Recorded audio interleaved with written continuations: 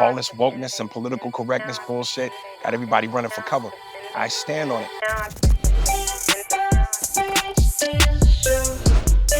Aries Spears. Aries. Nuh-uh. Yeah, some people call me Aries, but it's Aries. I literally confirmed 10 times it's Aries. Okay, we're gonna start over. We didn't gotta start Aries over Spears. now. Oh no, listen, I don't edit anything. All right. I'm just Aries Spears. Hey, Hi. how you doing? What up? What up? I'm so happy to have you here. Let me tell you, I'm trying not to fanboy right now because you're one of the finest women on the planet. Shut up. You know what I'm saying? Are you serious? Yes, ma'am. Thank you. Maybe you should commentate some of the WNBA games so I got a reason to watch. Stop it. There's a couple more reasons to watch these days, right? You don't watch it? What man does? Some. There's been more. Listen, there's always exceptions to the rule. White tigers exist, but that's not the rule. You're not making a Caitlin Clark reference there Not with at all, white tiger? Not at all. Not at all. Not at all. I'm just saying. I thought you were going right in on it. I'm just saying, there's always exceptions to every rule, but we know the rule. Okay, I already have 15 questions for you, and we're like 30 seconds in. First of all, Aries. Well, before we get to the questions, because you said something before we started What'd I say? that I thought was interesting, Uh-oh. and I already told you from scalp to cuticle, you banging. But I noticed, like a woman, you sitting in this position where I can't see the feet game. How's the feet game? Are you gorgeous? Never gorgeous, but like I think it's enough. I think it'll pass. Oh, definitely suckable. Oh my God! Not.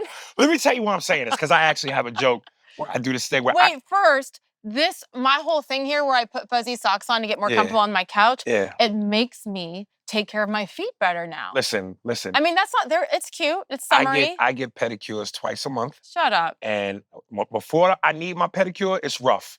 But once I get it, I'm the Muhammad Ali of feet. I'm pretty.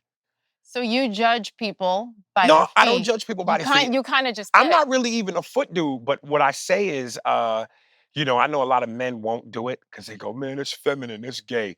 Two things. One, it's a great stress reliever. It is. Feels amazing. It's good for you, that circulation. And two, if you're going to put the top down on your Cadillac, make sure your interior is tight. Can I look in the camera when I say this? Yeah. Men, get pedicures. Some of you dudes' feet look like y'all been kicking 9/11 debris. Okay, that's terrible. That's terrible. But it's true. It's very true. Because I'm not saying, like, people say, oh, what did you say? It's gay, it's metrosexual, whatever it is. No, it's self-care. Yes. Now, I don't need your hands looking better than mine. Don't look at my hands, which actually is more of a problem that my toes look better than my hands, don't you think? Yo, you flawless, man. Relax. Flawless. Thank you. The jawline, everything is smashing. You good. Now I'm blushing. All right. Thank you. Yeah. Seriously, thank you. It's so kind. But it is, the self-care thing matters. So we could go deep with that. Yes, we should, if you want to. Body hair. Mm-hmm. Not a hairy dude. Wax. Like if you were, you'd not be afraid to wax, right? Depends on where the hair is. True. Sometimes it can be a layer of protection. Depending on where it is. No, there's actually a lot of men who take it all off.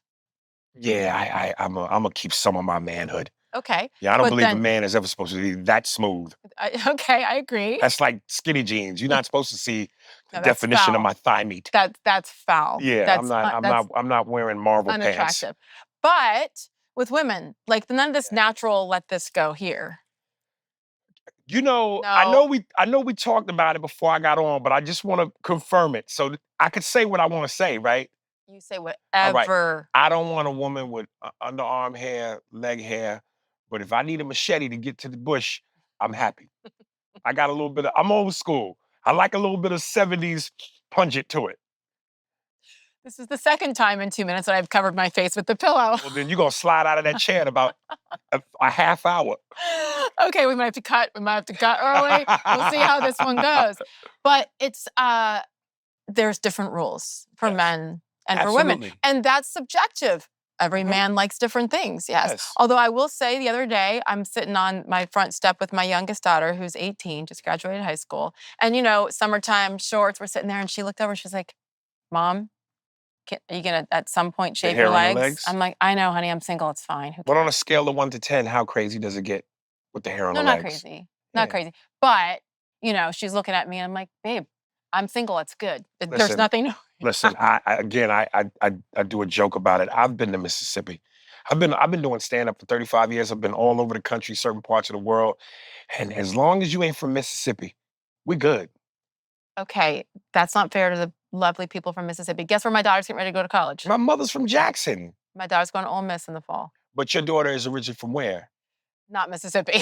So where's she from? Well, we've kind of moved all over, but mainly in Connecticut, the So Northeast. she's free. She's going back to slavery. She's choosing to go back. She's going back into bondage. She's choosing to go. Well, I told my kids, all three, I have two going to school in North Carolina at High Point University. Yeah. Amazing. And then this one's going to Ole Miss.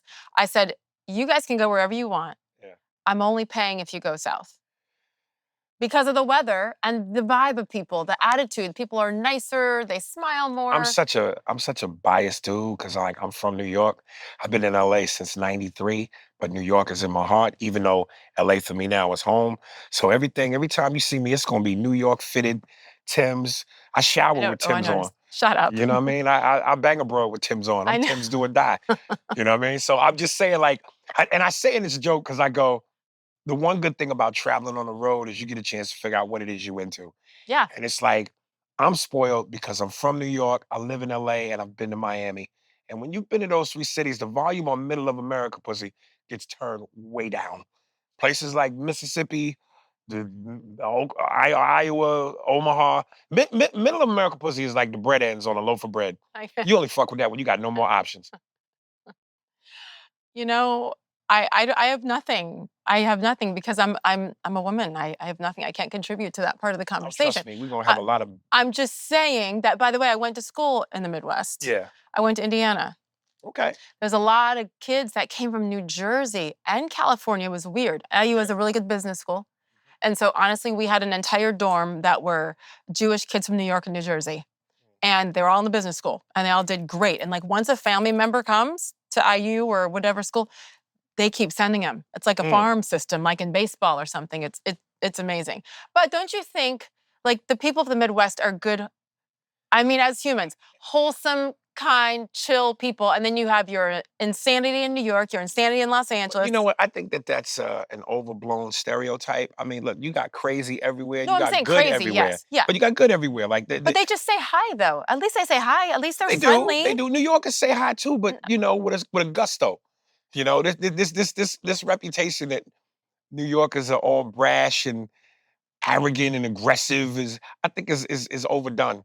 You know, I agree. I've met so many good-hearted people from where I'm from, and and in the South, the hospitality, the Southern hospitality, and the welcome and warm type vibe is definitely there. But there's some assholes out there too. 1,000%. I totally agree.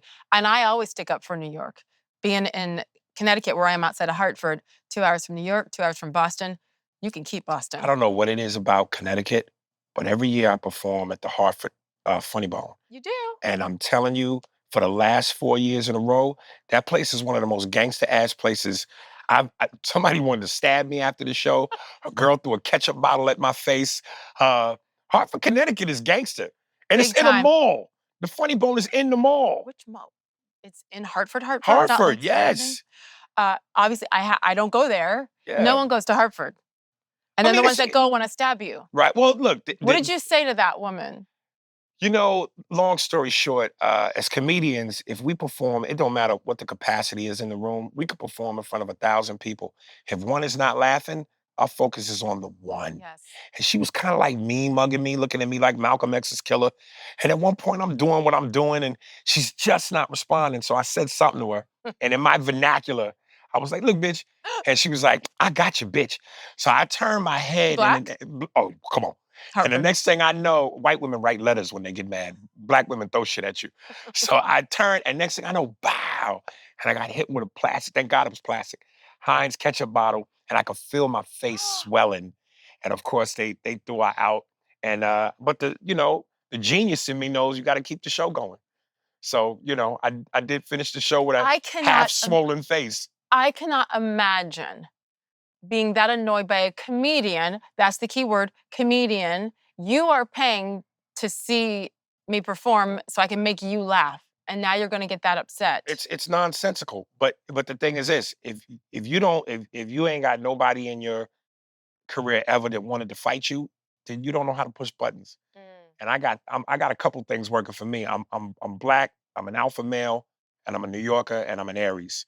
So that means that's an Aries is an explosive. Aries. That's an explosive concoction. That's why you're named Oh, Aries. I'm a shit talker to my heart.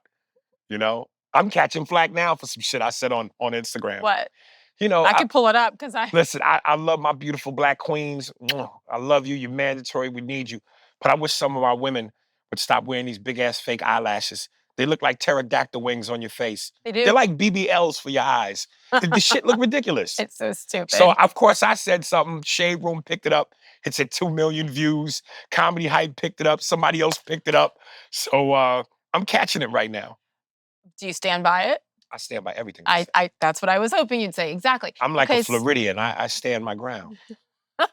Hey, that's my new it's my new house, my new home. Oh, in Florida? South Florida. Oh, they lucky to have you. I think so too. I am so ready. Yeah. September, I'm almost there. I love it. You got all your teeth and they're in the right places. Did you hear what happened to my teeth? No. You want to hear my teeth story? What's that?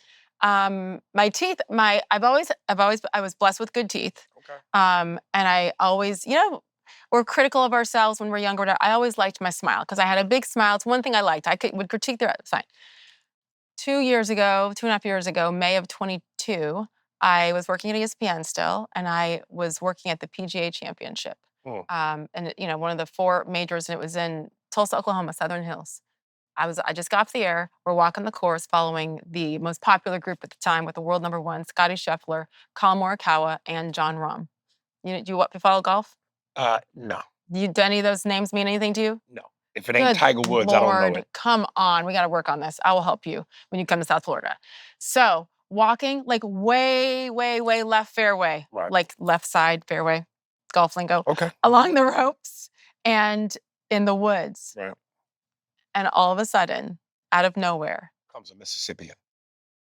Straight out the woods. A golf ball. Hit you in the mouth.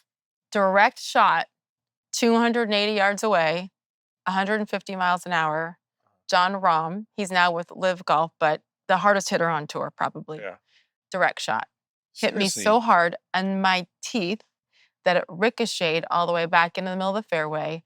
And they thought, oh, wow, I just hit a tree. This is such a great shot. But it did knock a tooth out? 8. 8 teeth? 3 root canals. Damn. So the fact that I'm talking right now, yes, it's been a process. Really? And this was my moneymaker. Wow. So, and it happened in the most freak crazy accident. Really? So when you talk about teeth, and if I spray, sometimes, especially I went back to work, I was on SportsCenter, I'm doing my highlights, and you got to talk faster, walking, talking, and I like spit, yes, because I had to relearn how even my lips were all jacked up. I wish I would have been around you then. So I could spit? So I could catch it. That would have been, listen, that would have been okay because it's when you're doing highlights, it's off camera. Yeah. So no one would have seen you catching it. Yeah. It would have been fine. All right. It would have been fine. So my smile, I thank you for that because of what happened. And I didn't have a smile for a hot minute. Like, think about that. It's not about me, but this is a crazy story. Think about it. If I had been looking down at my cell phone, Aries, for 1 second, that ball doesn't hit me in my teeth. It hits me here or my temple and I'm dead. No, I don't think you would have. You don't understand the game of golf then. Is it that hard of a hit? Yes, people die. Really? Especially in the head, 150 miles an hour. Yes. I've never heard of any golf-related deaths. I'm going to send you. Or like their eyes blown out, their face bone is completely fractured. Yes. Anyway, so this is there's 8 fake teeth here. You good. But they're fake. Anyway, okay, what were we saying before we went off on the teeth story? How badly you thought I was sexy? That is what I said. Yeah. Verbatim, exactly. Yeah. This cracks me up, by the way. I love you're basically a Californian. You're basically LA now, but you are not letting go. Never. Never. Never. I've been here since '93, and when I moved out here, I was 17. So everything became mine for the first time. Did you come alone? Yeah, I came into my manhood. First crib, first car, bank accounts. So I grew up. I became a man in California, which is why I love it so much. But I mean, New York is just it's my bloodline. I grew up in the '80s in New York, back when Times Square wasn't safe. So there's something. Well, now we're back to that, so it's fine. No, we're not. I kind of wish we were. But there's something gritty about New York, and it just made me who I am as a comic. So I can't let go of that. Good. Yeah. Is the reception of your fans, of viewers, of people at the comedy shows, do they receive you differently there versus Hartford versus Los Angeles versus No, Chicago? because everybody knows my comedic cocaine is potent. So when they come to my show, they know it's uncut, it's unstepped on, 100% Bolivian yayo. I don't change my style. It's like all this wokeness and political correctness bullshit got everybody running for cover. You say it. I stand on it because I believe in it, and again, it's the era I grew up in. I'm an '80s baby, so I'm coming off the heels of the '70s with Carlin and Pryor, but growing into Eddie Murphy and Chris Rock and Dave Chappelle. So um, I'm glad, man. I'm glad I was raised Ford tough. Mm-hmm. You know, Um, how much does it mean to you though to go back there, back to where you were born, you know, it's, and have them like love you? it's great, but I'm gonna be honest with you. If I go to New York, I don't need to be there no more than 4 days.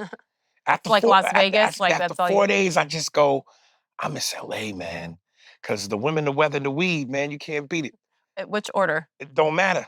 When it's hot here, it's not humid. When it's Right. cold here, it's not freezing. So it's the perfect middle spot. I know. So I love it. I don't blame you one bit. That's why I'm moving to Florida. Yes, the humidity's gross down there, but I'm at the beach, so Yeah. it's different when you're So you a at beach the girl? beach. Yes, How often are you at the beach? every day. Really? The condo's on the beach. Oh, okay. So I was intentional, and it's downsized, everything, but at the beach because, and this sounds cheesy, it's not just, but like the water, you know this, the sunshine, the sand, it is healing. It is like, it makes people, It is, but that humidity. I know, but And you it know what? rains a lot in Florida. For I'm like not a five rain guy. minutes. For like Yeah. 5 minutes, it's fine. I said if I could have it my perfect life, I would definitely LA would be my primary residence. I definitely want a high rise in New York and a nice prime place. And maybe Miami, nice beach See, house, Miami. I feel like you would fall in love with Miami. There's so much going on Yeah. now more than ever, especially listen, since pandemic Hmm. and since people were flocking from New York, New Jersey, from California there. It's always been a scene, as you know, but the restaurants, like it's happening in Miami It's now. it's a sexy ambiance, It is. you know? And all the Europeans and the people from Central South America. Yeah. My son, I mean, I placed there, but I remember this time like 2 years ago, my son, who's 20 now, so he's like 17, 18. We're at dinner outside. He's like, Mom, he's looking around and he goes, why is everyone prettier here? It's Yeah, true. see, that's why I'm saying, like, most people don't get to experience the trifecta. And again, I'm from New York. I live in LA where women are just built to be gorgeous. And I've been to Miami, South Beach. So that's where if you from Omaha, ugh, ugh, Omaha or Mississippi? both.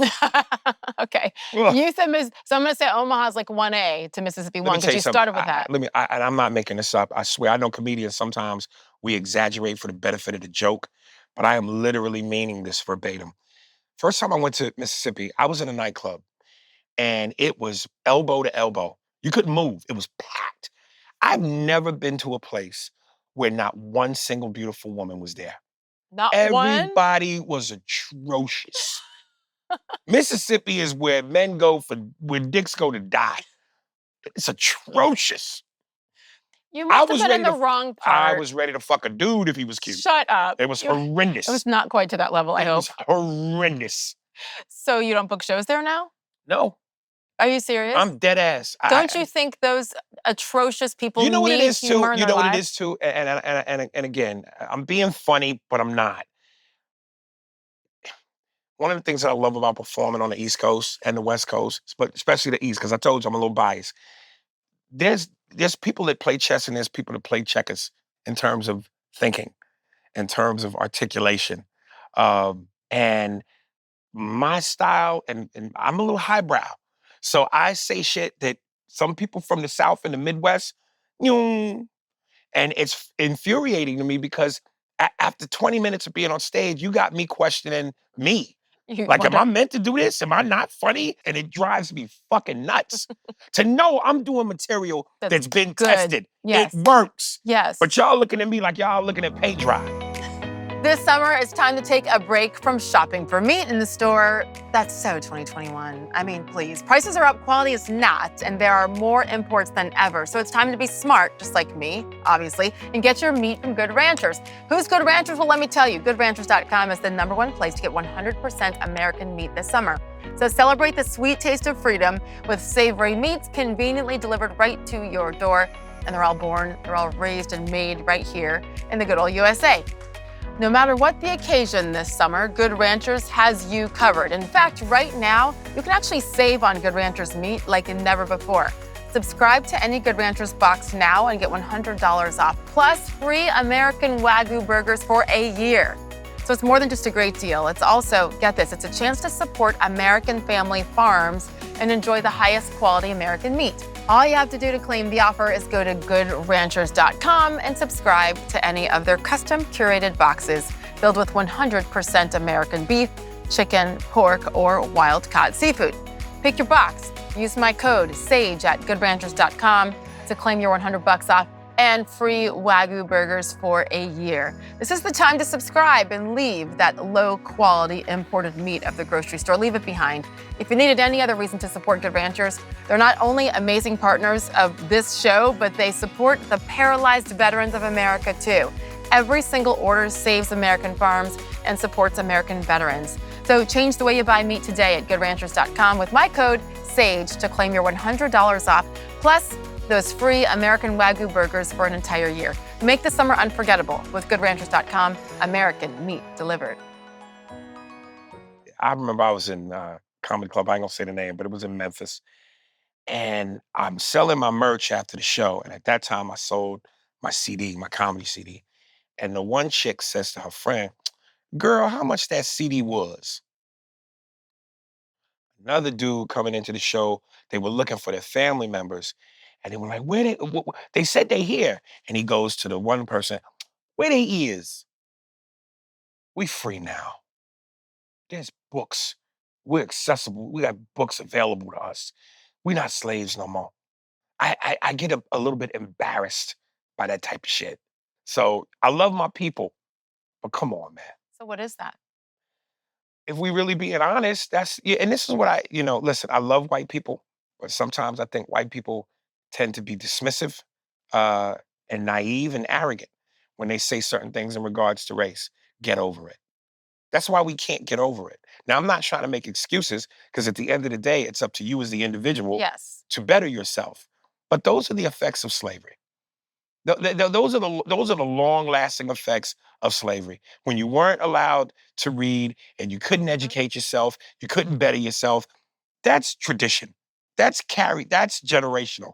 If no one has broken the link in the chain to go, let's be better. Let's get to that other place. But you just said, because I think that's fascinating. So devil's advocate. So you just said there's books. Educate yourself. We're better than that. Yeah. And so at what point do we say we never forget about the past, ever? Mhm. And while remembering that, we don't blame it because we are smart, brilliant in our own ways and have a choice. But we still need guidance. By whom? You don't want to take guidance from white people. No, I took it from my mother. Okay. My mother made us do book reports even after school was over. My mother made sure that we didn't say, like a lot of black people do, what is you doing? Where is you going? What is you saying? It's our goddamn it. So I mean, it's hard to hear. It is. You know what I mean? So I'm just saying, and listen, don't let me get this crazy, but people talking fucked up is not just relegated to the South. Again, I'm being funny. You know, everybody got a cultural thing. You know what I'm saying? Whether you're from the Midwest or the South or the East Coast or the West Coast, there is a culture that is prominent from your region that in terms of your dialect and how you know what I mean, project. But at the end of the day, we really know what's right from wrong. Absolutely. That's why it's, to me, and I don't care, white, black, Asian, whatever, ignorance is a choice. Yes. Because very few people are not in school, in elementary school. I'm not saying everything's perfect. We know there are parts where they need more assistance than others, in Mississippi and many parts of the South, but it's everywhere, right? So we know if that's grammatically incorrect. But certain people choose to continue to speak that way. Listen, I just want to be clear, but because I think sometimes what happens is when I've said this before, the feedback that I've gotten, especially from people from the South, is, "Hey, man, that's just our accent." Now, let me tell you a quick thing. So, Accent is different no, from no, dialect. this is what I'm going. This is where Okay, I'm sorry, going. go. So I'm at a hotel and I'm watching on Netflix. There's this show I think called Hustle Something, and basically what it is they take it's a competition for young up and coming rappers to be in a contest to win best rapper from the region. And at the end of the day, if you're the winner from this region, they take a winner from that region. The end game is you get a record contract. So with each region, they have celebrity rap guests to be judges from that region. So when it was on the West Coast, it was Snoop Dogg and somebody else. On the East Coast, it was Jadakiss and Cardi B. Midwest, it was Chance the Rapper and Royce the 5'9". So in the South, it was T.I., Big Boy, and Quavo. Okay. And at one point, one of the contestants finishes doing their thing, and T.I. turns to Quavo and goes, "Hey, man, what you think of that contestant?" Now, what Quavo was attempting to say was, "Man, why you gonna quiz me like that?" Here's what he said, "Man, why you gonna quiz me like that?" Now, again, having an accent is one thing, but quiz me like that. No, no. Enunciate, motherfucker. Yes. Enunciate. Please. Where they is, it's not an accent. So I can give you the accent because New Yorkers, we have an accent. You have an accent. When it's pronounced record, but somebody from the East Coast go, "Yo, man, I love that record." Record, we say record. You know what I'm saying? So I get the accent, but we know the difference, or we should. Grammar. Grammar. Yes. Yes. But this goes to a much deeper issue, right? And back in the day before Bill Cosby turned out to be this Bill Cosby, when he was still America's most lovable father. I'm still the world's most lovable man, you see? As a matter of fact, I'm going to make Sage a personal drink from me. It's going to be called a penis colada. Thank you, Mr. Cosby. He was my favorite. He was everybody's white favorite. people's favorite. He was everybody's favorite. Yes. One thing that made me really sad about Bill Cosby, before he got fully canceled and went to jail or whatever, was he tried to uplift the Black community in his speeches and his talks, Why you say universities. try? I think he accomplished it. Absolutely. I'm talking about more with some of the things he said with, "We're better than this. Right. We don't need to talk like this." One thing that he pointed out that he got a lot of crap for was the number of Black kids born out of wedlock. And it was like 72%. I think it's still around that number. Meanwhile, I'm raping bitches. Right. Yes. Right. Before we knew that part, which Right. happens to be kind of important. Yeah. Before all that came out, Yeah. his point is correct. That the breakdown of the family in any culture, but we're talking specifically about the Black community, the breakdown of the family has serious effects. And he said, "Hey, young men, be there, be a father. We don't need to be a sperm donor. Like, we can be better." But he got shit for that. A ton of it, for trying to uplift and calling people out and trying to hold people accountable. And it was the crap he caught was all from the Black community. I'm not asking like why, like you in particular, but as far as conversation goes, why would that be when you have a man who has made it and helped others around him make it and sees from afar, "I want you and you and you to make it too. And here's one way to do it. If we abandon our children, that's not going to help us." But that was received terribly by the Black community. You know, it feels like to me certain aspects, and listen, no one really likes to be held accountable. Yeah. But it seems like we kind of Babe Ruth not being held accountable. You know, there are certain things that, I don't particularly like that we do within the community. And then that gets twisted into, I listen, Bill Cosby, one of the things he said was, "Black men, pull your pants up." I can't stand when I'm in public and I see brothers with their ass out. It's such a ridiculous look. And first of all, if you know the history of The it, history of it, that's the worst part. yeah. Can you please educate people who might not know? Yeah, in prison, when your pants were sagging, it was to signify that you were takeable. And the funny thing is, I do a joke. I'm gonna probably reference this a lot, but I do a joke about having a prostate exam. And one of the things I say in the joke early is, I know black men, we have a stigma about doctors and hospitals.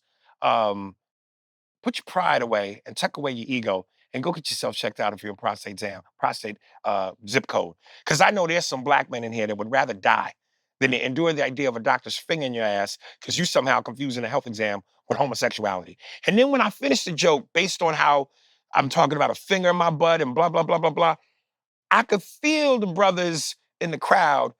And then I address the elephant in the room and I go, I could tell a lot of y'all wanted to laugh, but you fought it. And what I love about telling that joke is it shows me how homophobic the black community is. Black men, for the sake of even a joke, won't laugh because, man, fuck that. That's that gay shit.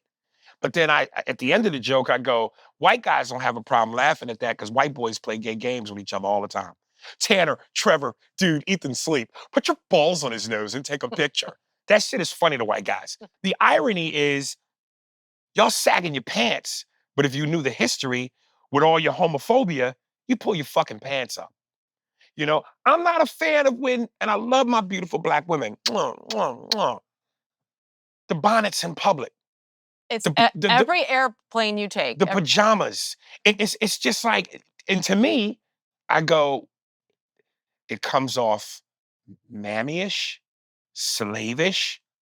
I don't like that look. Fix your fucking wig before you leave the crib or put a hat on. And I know Monique caught flack for that.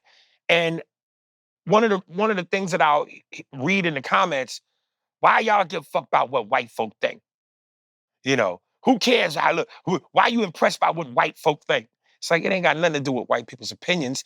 Have an opinion about yourself. It's personal pride. Once upon a time ago, in the era where during the Tulsa, Oklahoma City massacre, black people used to be dressed to the nines on a Tuesday.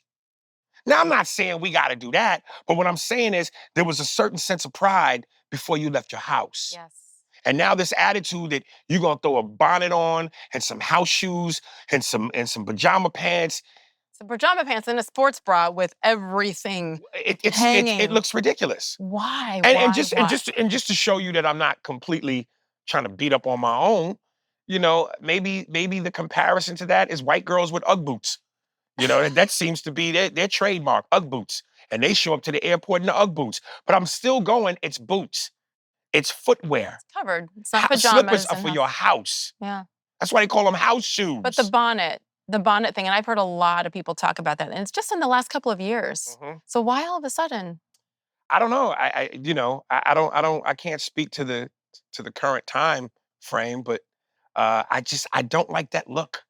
So it goes back to the big picture of accountability, right? No matter what you look like, of course, there's some certain preconceived notions based on skin color. And by the way, people always say, oh my gosh, eradicate racism. Yeah, great. Let's do it. And you know what? As long as there's human beings roaming this earth, there's going to be racism and prejudices. That's what humans are. We're imperfect and it will always be. I believe we can all get better, but it's going to be there. When you intentionally try to look a certain way and then go in public, don't be surprised when people's eyebrows get raised. Yeah, but let me back up for a second. Listen, at the end of the day, what's in a racist's heart is going to be in a racist's heart. Correct. So this is not about white approval or white acceptance. Shouldn't be. I'm just talking about self-respect for yourself. Yeah. So, you know. I agree. No, I totally agree. And again, if you know the history behind it, I'm just confused as to why. You know, it's funny. I'm old school though. My dad was military. West Point Army officer. So I was raised very strict, very tight. My mother, who's white, my dad's black, was a flight attendant in the early 1970s. And back then, to travel was like a luxury. And when you walked on that plane, every man, woman, regardless of race, it was like I'm not saying you need to wear high heels and a suit, but you cared a little bit. Well, to be fair, back then, flight attendants were required to be damn near models. Now flight attendants today look like Mrs. Garrett from Facts of life. Now, there should be something in the middle where my mother had to be weighed every day. They put her ass on a scale every day before she Right. walked on that plane. Right. That probably wouldn't fly today. It obviously does Right. not, because we see what some flight attendants look Yeah, like. yeah, yeah. Who, again, I'm like, if you don't want to look nice, that's fine, but can you just go get a cubicle job then? I almost don't even care too much about what you look like versus your attitude. Oh, Because for sure. don't sell me on the Service pre-flight and video where you're all smiles and it's all about, family-like treatment. When I've flown long enough to know some of them flight attendants' attitudes be garbage. terrible. Straight garbage. I know. I Like I know. feel like I'm dealing with the abusive mother from Good Times. Like It's, like you're just mean. and you feel like you have to be like, hi. And I mean, Yeah. I have to kiss their butt a little bit before I ask for I've even my told certain ice flight water. attendants before, as I'm leaving, I go, "Hey, listen, I just want to tell you, you're one of the sweetest people I've ever met. You seem like you genuinely love your job and you give a damn." Because I've been on flights where I'm just like, bitch, damn, they threw the peanuts at me. It's true. Like Jesus I know. Christ. But I love that you do that. And I try to do that too, where you thank someone. That's the point we're at. Right. We feel the need to thank someone for being nice, for being kind, and frankly, for doing their job. That's a customer service job. But I do feel like if we show them that we appreciate it, they'll realize the impact and keep doing it. Because Right. sometimes kindness goes so much further than we realize. Well, I mean, we all want to feel like Yeah. we're good at what we do and that people appreciate what we do. Because I think there's too many times where you don't feel appreciated. So yeah, I definitely think I it's love that you do necessary. that though. Yeah, yeah, yeah, Just yeah. like anything. You Look, you thank make you. me feel it, I'll make you feel it. Yeah. And Yeah. by the way, sounds so cheesy, but that's how we get back to, I think, what this country was based on and can be and should be, when you just lead with a little bit of kindness there. I want to go back to you prefaced like 2 or 3 times before you said something. You're like, no, no, no, listen, I love my black. You prefaced it Yes. because you know you're gonna Catch hear the from flag. people, right? Yeah. But that doesn't hold you back. Nah. And then, I love it because it's always fun for me to read the comments because people make assumptions based on what you say. Um, yeah, he probably don't even like black women. First of all, I come from a black woman. I have sisters that are black women. My daughters are black. My nieces and cousins are black. Um, I adore the shit out of black women. So I don't my baby mother black. You know what I mean? So it ain't got nothing to do with what you No. think it is. I'm just again holding you accountable, and you don't like that. Something I will say is this, and sometimes women, and again, I have to say, because we're calling it what it is, like black women will get upset when they see brothers, athletes, famous dudes with white women. And then when it's time to get the divorce, I often read, you see, that's what you get when you fuck with that white woman. I'm like, first of all, knock it off. White women take motherfuckers to court. Black women take motherfuckers to court just as much and aggressively as white women. And then I read some dumb shit. They don't like their mama. Word. That's the connection you're making? Because a black man finds happiness with a woman that's not black, he don't like his mama? How fucking ridiculous is that? That's a reach like a motherfucker. Listen, man, uh, I personally prefer women of color.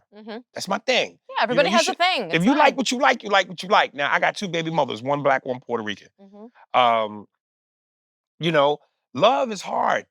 Loyalty is hard. It's hard to find both. And if you find love and loyalty in somebody that really loves you and got your back, man, fuck what color they are.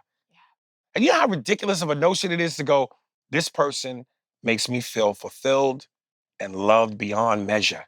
But because they pigmentation ain't my own, I can't do that. Man, miss me with that shit. I'm so glad you're saying it. It's a topic I feel pretty passionately about, and And do you feel that way because you mixed? I think that there's no way I could say it's not because of that. I think I have been so blessed because I've been able to experience love from both at the same time. Right. And my white family loved me, I think they still do, as much as my black family. And when we had our 4th of July family reunions for all those years before freaking COVID ruined everything, and then people died from, other things, it just, that changed. And I'm pissed for that reason because our families, anyway, another story for another day. Like, we would all get together on the deck, on the steps, and sit, and there were like 68, 70 people. And we always would sit there and laugh and said, if somebody came up on us and didn't even know us, there's no way they could figure out who's with whom because you have black and white and a lot of mixed babies in there too. And so I love that because that's America. And so to me, people get mad at me. Black people get mad at me when I say this. I don't see color. Do I see it? Obviously, I'm not blind. My point is, I don't lead with that in my how I treat people, judgment, whatever it might be. So yes, your upbringing shapes that with you. You know, you're going to get a lot of crap for just talking to me. Really? Yeah, you're going to get a lot because I'm a sellout. I'm this. I'm that. I'm not enough of this. She thinks she's that. Look how she thought. Look who she married. Look who she. I've said, and now I'm divorced. Are you happy? I divorced the white man. It's like, oh no. He left your ass because you're a sellout and all that. Yeah. It's fine. The point is, in my experience, and for being 51 years old and watching the world for all these years, no other community does this to each other like we do. And I don't understand it. I don't understand the attacks. What did you just describe? Oh, he doesn't like his mama. Like, what are we doing by dividing ourselves unless we don't fit into this perfect little box? And that goes for the way you date, the way you vote, the way you speak, your education level. Oh, he's talking down to us. Oh, stop it. We are not monolithic. We are individuals and have individual experiences that form our opinions, that make us diverse within the Black community. Isn't that something to celebrate? Absolutely. Listen, I've succumbed to the idea that most people are just fucking dumb. Stupid. The handful of people that are dumb would be the equivalent of all the people that can't get into Studio 54. It goes around the block, that line. There's only you could count it on one hand. Intelligence is not, it's not out here in abundance. I don't ever claim to be the smartest guy in the room. Matter of fact, comedically, I idolize and hail to Dave Chappelle, who I think is brilliantly intelligent as well as powerfully funny. I know I'm not on that level, but I think I'm somewhere in the parking lot. But I know I'm not, as dumb as a lot of motherfuckers I interact with and see on the internet. You can't put dumb in the same sentence with you. There's no way you would even have had an ounce of the success you've had if you weren't smart. Period. No, I'm not saying I'm not smart. I just wish I was a little bit sharper, like as sharp as Dave. Like Dave is such a, just the way his mind works. If I don't have chocolate in the middle of it, I pass out. So sorry, go ahead. Do you want some? No. Go do your thing. I'm gonna eat in the middle. No. You good. He's another level. Yeah. But I also think he got to an extra level over the last few years where he was like, screw you. I am not going to succumb to the woke mob because this does not make sense. Well, the greatest thing that I think he said was when he addressed all the flack he was getting from the transgender community. The best. He goes, I will sit and talk with you guys, but you will not summon me. Like, you know what I mean? Like, I'll talk to you, but you're not gonna, hey, because of who we are, you need to, and I love that. Strong, but it does take courage, doesn't it? In today's world, to stand up and say, you do you, you're not gonna summon me. Well, I'm gonna do me. Yeah, I guess courage is the right word, because I was gonna say, fearlessness. Yeah. Because you become a martyr, and it's a question of, are you willing to take all the shit that comes with that, possible cancellation, and corporations run for the hills, and people want to throw stones at you. Are you have willing? That fear? I feel like I'm at a place in my career where I'm not. I know I'm not where I should be, because my mouthpiece is both my greatest attribute and my biggest detriment. There's no way in terms of who I am and what I can do on that stage where I shouldn't be bigger than I am. But I don't know when to shut the fuck up sometimes. Or I'd like to believe that there's a place where there should always be a place where honesty is welcomed. And we live in an era now where an opinion is called hate. I'm opinionated. Just because I'm in the game, Hollywood and stand up, doesn't mean I'm not a fan. Right. I'm in the game, but I'm a fan too. So I have an opinion. So if I give you an opinion on something that goes against the grain of what you believe in or your narrative, you're a hater. And Right. I love how people state their opinions like they're law. It's Right. not law, it's subjective. We should Absolutely. all be allowed to them. But that's what I mean about being like celebrating individuals that all have the same skin color in this case, for the case of this, for the point of this conversation, where it doesn't matter that you think differently from him or her or him or her.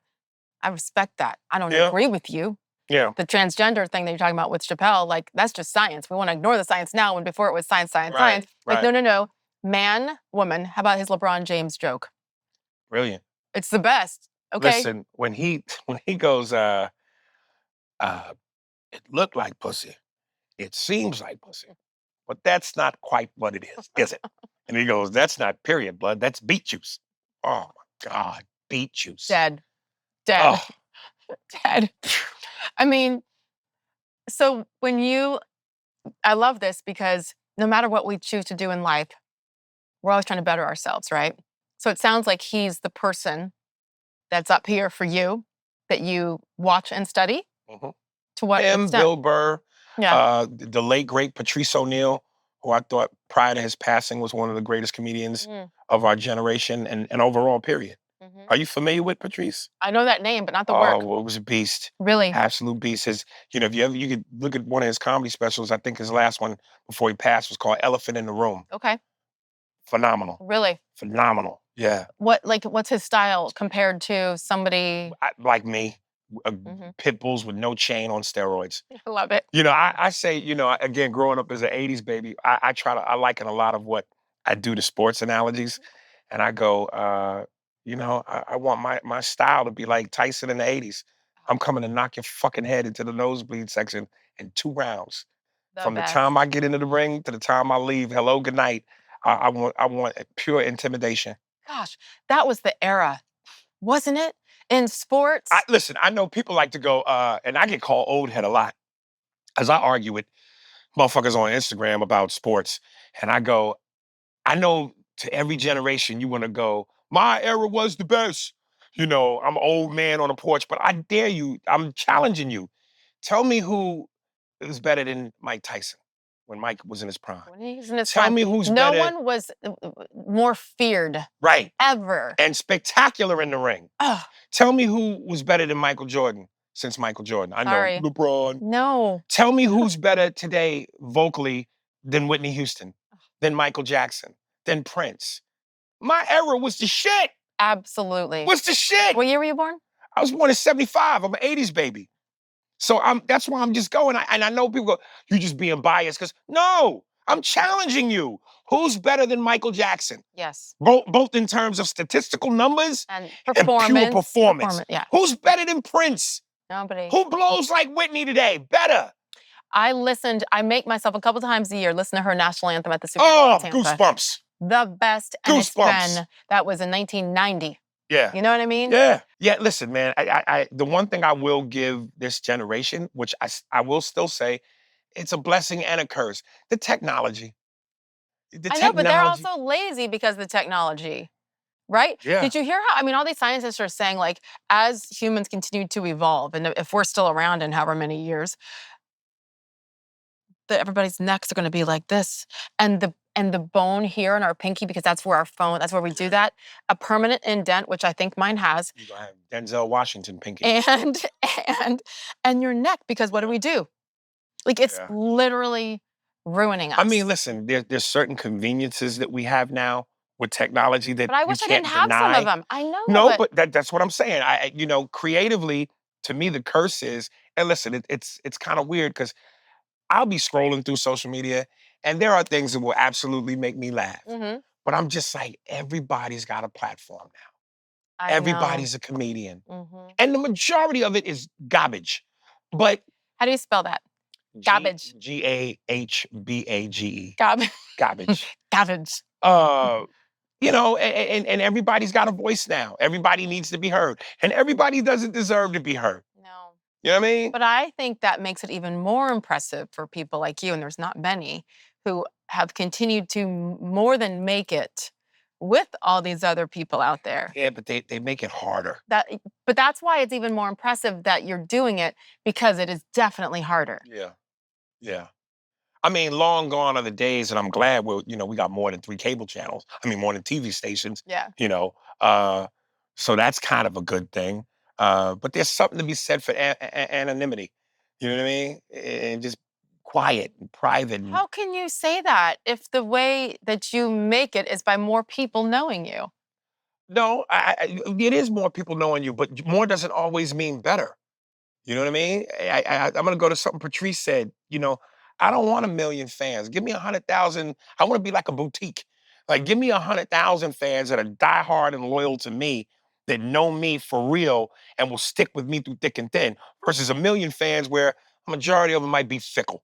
You Yeah. know, they may love me for the moment, but now their attention is over here. Or if I slip up and say one thing or do one thing, they abandon me so quickly. The hardcore motherfuckers stay with you through thick and thin. But all those people, all those randoms, they download you, Yeah, and and that's that's what I'm how you saying. make It's money. the blessing and the curse. Right. You know what I mean? Mm-hmm. One thing I love that you do, and this is what uh, I'm fascinated with by all the good comedians. Um, First of all, what you said earlier about, okay, doing your thing and you have your set and you kind of know, while noticing that one person who's like this. Um, when you call those people out, I cry. I love it. And some of them, like, then they try to like make it funny and make it about them so everybody here will cheer. Yeah. And you make it impossible. And it is a beautiful thing to watch. Listen, if you're a comic, you're a professional. And with that should come things that the average civilian can't do. So, and here's what's funny, like a lot of times, a dude might heckle you or try to go back and forth with you because they're not professionals. Their preparation is, I got one shot.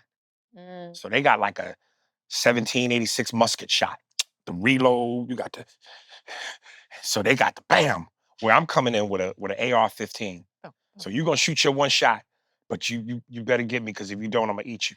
you're gonna I'm kill a, them. I'm going. Well, but then it's like once they get you started, it's over. Like now, that man's night is over, or that woman's night, because Well, you've you done it brought that to. on yourself. That's what I'm saying, and I Yeah. love it.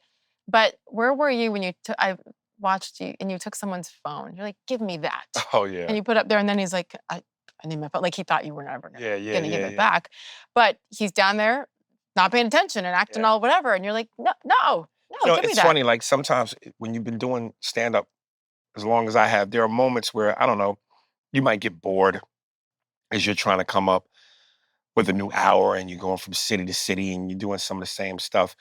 So you kind of go, you question, am I funny? Like, am I really? Mm. But then what I love about crowd work and being spontaneous is those moments happen when they happen. And depending on what happens and how big they happen, it's almost a reminder where you go, that's right, I'm a comedian. Hell I'm yeah. good. Like, I remember I was doing a theater recently in Fort Lauderdale. Hey, And that's my home. is it really? That's the place. That's where my Puerto Rican baby mother from. Um, Maybe I'll run into her down there. Let me know.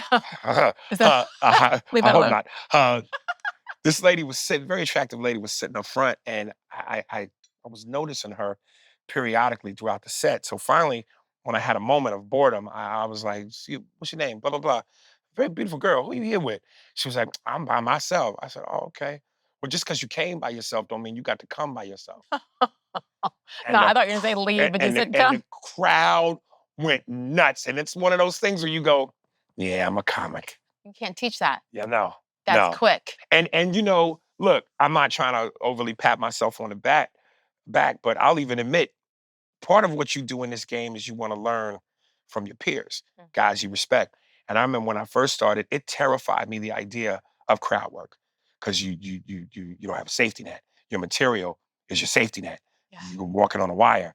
But I went, and again, sports wise, I'm a Michael Jordan whoer. I went, part of what made Michael great, no weaknesses in his game.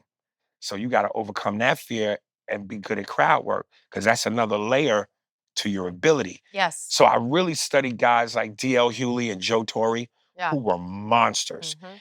And I said, and see if you could follow me on this football thing. Wait, Joe Torre, he's just talking Yankees. Guy To Torre. his brother. Yeah. See, look at your Yankees hat. It's all coming through. Yeah. They're from St. Louis. So I said, you could be a Hall of Fame, championship quarterback just by staying in the pocket. You know what I mean? Which is stay your material. You only fuck your material.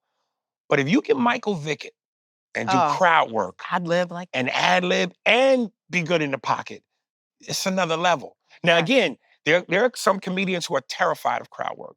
If they have to leave their script, they're a deer in headlights. And they're phenomenal comics. Hall of Fame, award-winning championship comics.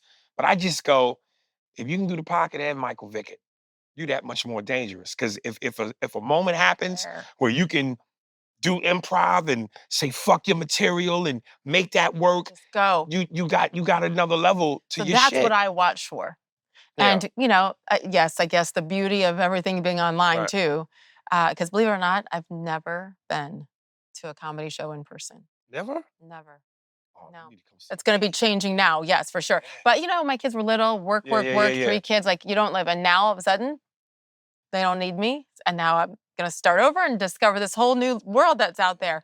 But so thanks to YouTube and stuff, and even just Instagram clips, when you can watch someone, and I know from a different kind of performance, from being in front of a camera for 30 years, when someone's reading or if they're ad-libbing. Yeah. And if they're listening to who they're interviewing and then reacting to it, or it's like, okay, cool. This is what I was going to say next, right? Like we feel that. And so when I see you guys, and not many that I watch, but go off script and go into that crowd, like sometimes my heart races because I'm like, oh, they didn't give a very good answer. What are they going to do with that? And then I'm like, God, that's the genius. It's amazing. And it's also the sports analogy. I mean, Michael Jordan didn't make 100% of his shots. Right. So what did he do when he'd miss it? I failed over and over again in my life. Yes. But you better have amnesia in the middle of your set. All right. Right? Or else you might as well walk off the stage because that joke might not have hit, but the next one will. Yeah. But you have to trust and believe. But even if it doesn't hit, that's again where you can go in your magician's bag and do some improv and make it seem like you didn't even lose a step.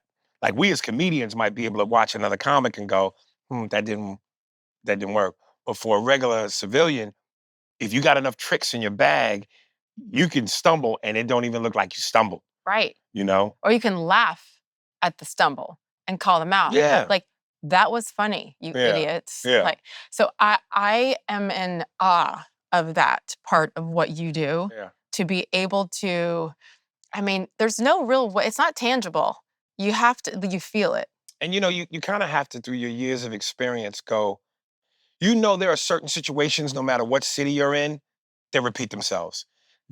Nothing's unique. This same drunk bitch in San Diego is the same drunk bitch in Philly and here and here. So once you know those things, you can kind of adjust accordingly. Like you're gonna always have to have a joke, which is what I call the nuclear button, where if you have to absolutely obliterate someone, you only say this when it's necessary because it's so harsh and it's so mean that if you don't use it and when I say necessary, I mean to the point where even the crowd goes, you deserve that. Because if you use that joke and he don't really deserve it, the crowd kind of they'll turn on you. Like you were being mean. Like I remember, and I told this story. Yeah, I told this story to the guy. I was like, I remember one of the harshest things I ever saw. Joe was at a club and some dude was fucking with him. And Joe said something about his mother. And the guy goes, don't talk about my mother, she's dead. And Joe goes, I don't give a fuck, I'll dig the bitch up, prop up against a tree and talk about it in front of you. That's a nuclear button. But that's why I say you only How often have you had to do that?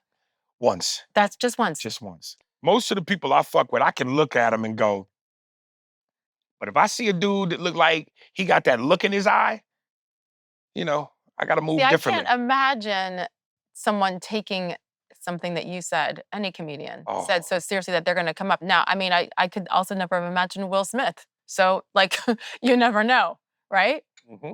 But I guess I don't. No, that's insanity.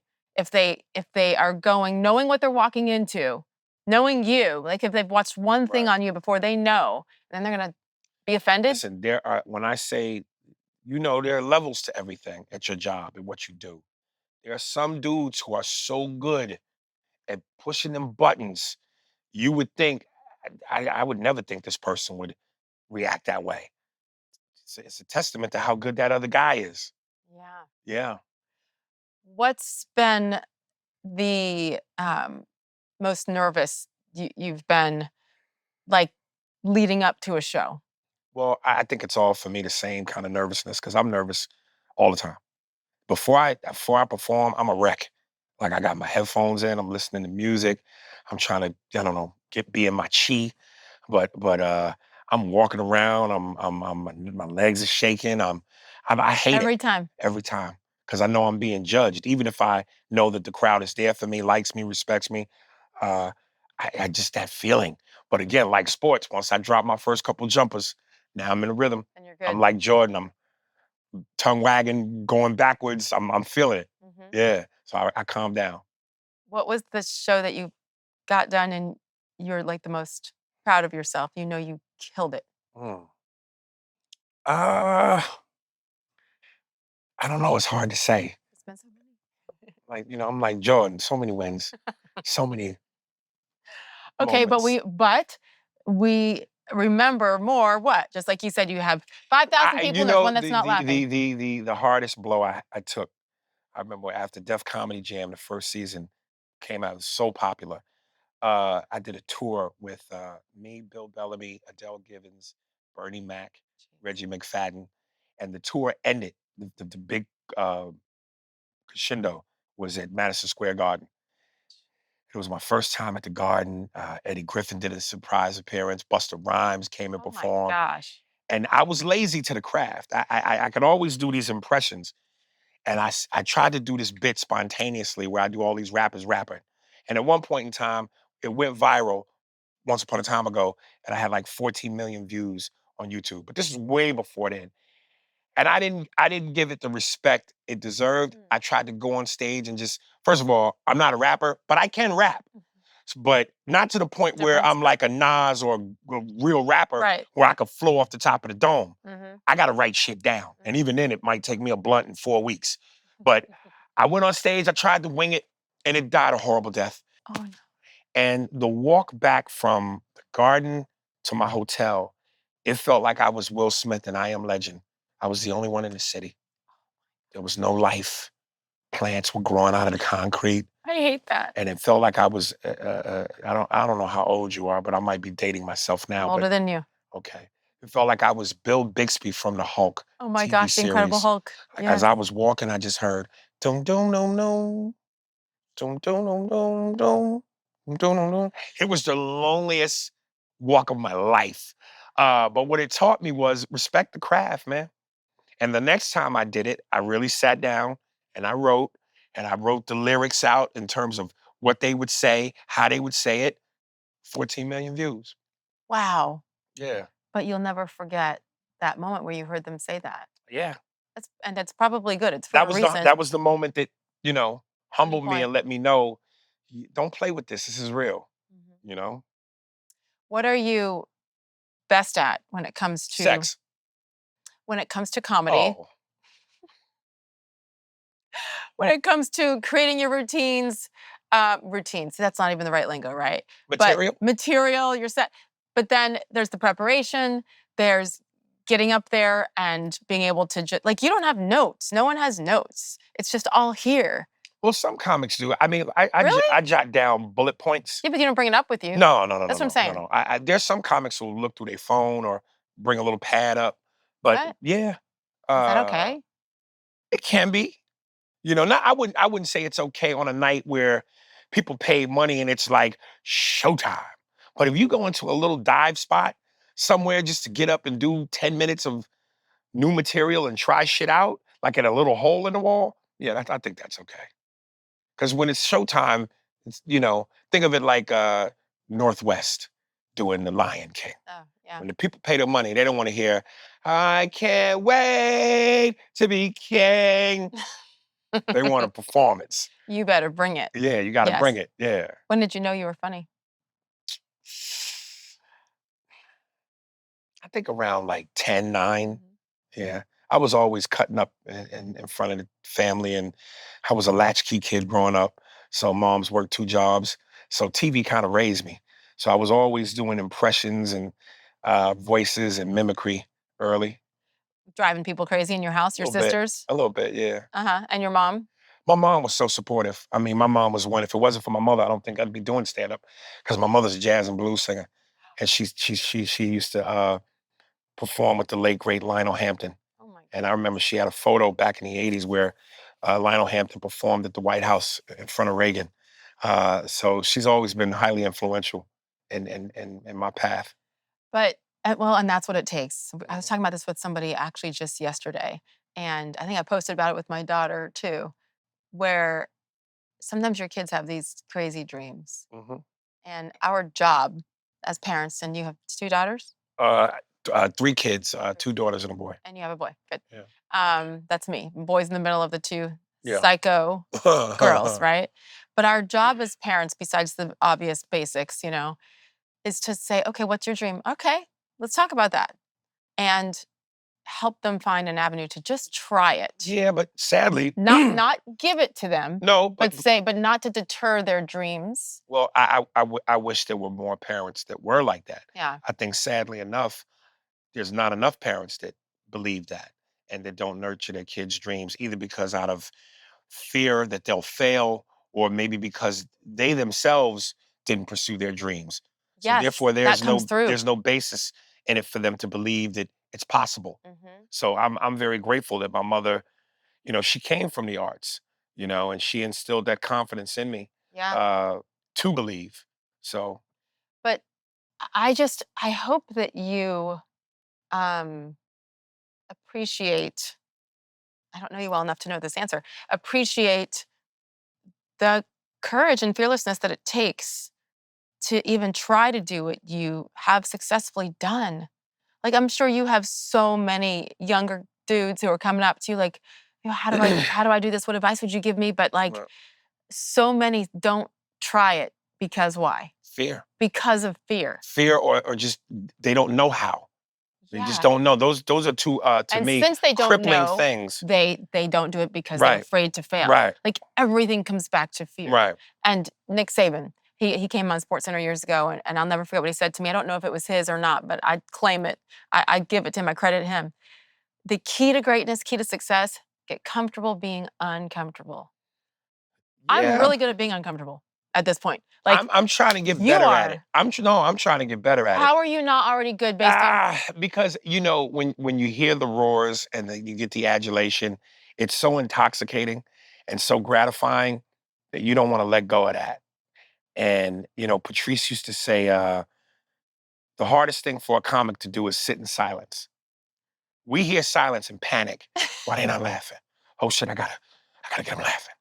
If you can figure out a way to sit in that silence and be okay, that's where that's the diamond in the coal, you know? So on stage, what does silence look like? Just, you know, being on stage and being able to talk your way through a set as opposed to perform it. And that's another thing I love about Dave. I liken certain comedians to jazz artists. Dave to me is like Miles Davis in terms of his elegance, his sophistication, his Confidence comes delivery. off. It's smooth. Like jazz music is elegant, it's smooth, it's sophisticated, it's easy. Um, Gerard Carmichael, Thelonious Monk, they have a way of being able to sit and deliver, and it doesn't feel like they care about the pressure Yeah. of being funny. Yeah. I a lot of times care about that pressure. And I think that part for me is I'm a little and I'm ego driven. And we all are, but We all are, especially on the I performing I side. think I'm more so ego driven than I probably should be.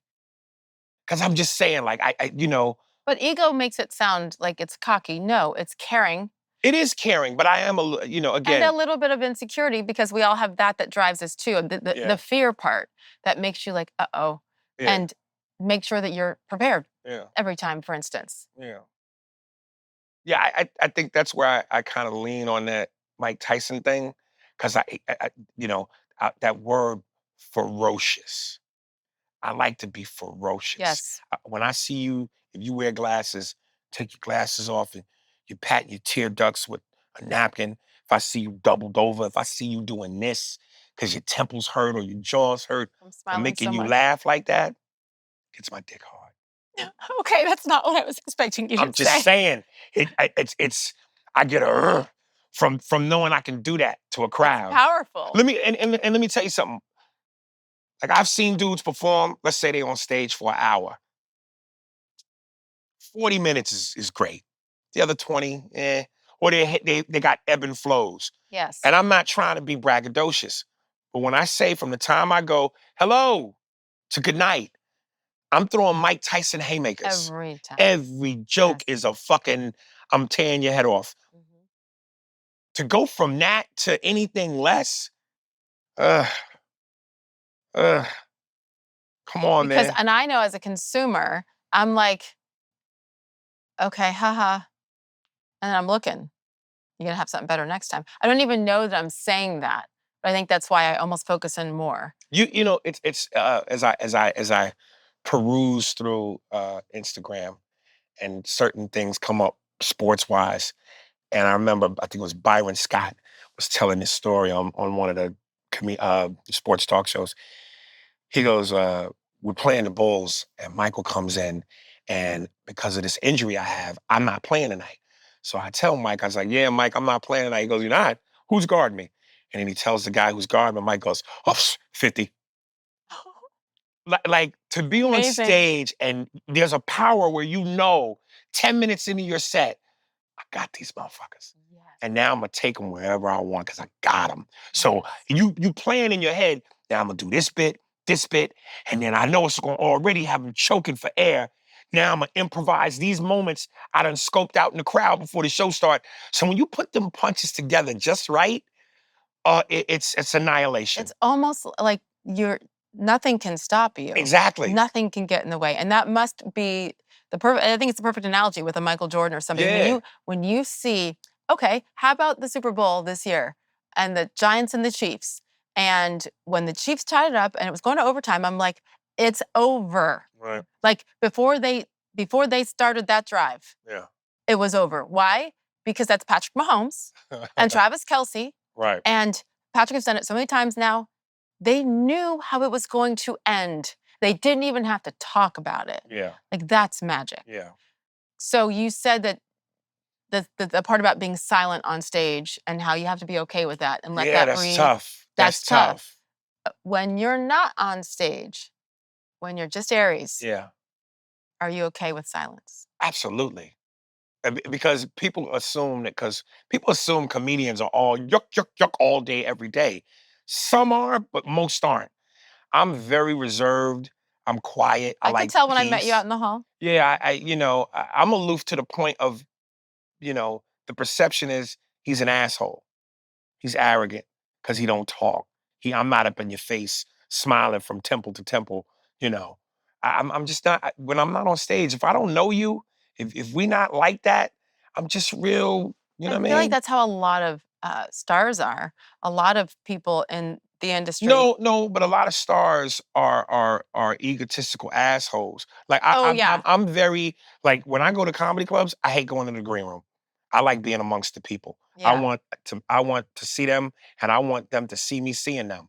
Yes, Where a as a lot of normal comics are just person. like, man, the crowd. I ain't gonna say no names, but there are certain comedians who tell the comedy clubs the wait staff can't look me in the face.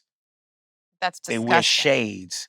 When you deal with That's that's disgusting. disgusting. But the perception of me sometimes in Hollywood is that I'm a diva, I'm an asshole, I'm difficult. No, I'm blunt, I'm honest, I'm opinionated, and I'm aloof.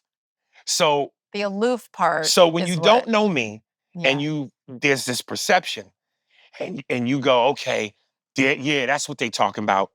That's the legend because if I don't talk much, if I'm quiet, if I'm to myself, you know, now I'm an asshole. But that's also, you know what? If you weren't really, really good and successful, they wouldn't even care. They wouldn't even talk about you. I mean, don't you think that that's partially true? Where when you start to make it, that's when people pick. Yeah, but I'm in a weird place because, like, I want them to talk about me, Yeah. but in a good way, and not just the Bigfoot legend that seems to exist. Because anybody that really knows me will tell you, "Hey, man, this dude is one of the most approachable, honest dudes. As long as you come with me with respect, come to me with respect and love, I'm gonna give it back to you. My tolerance for bullshit is this big.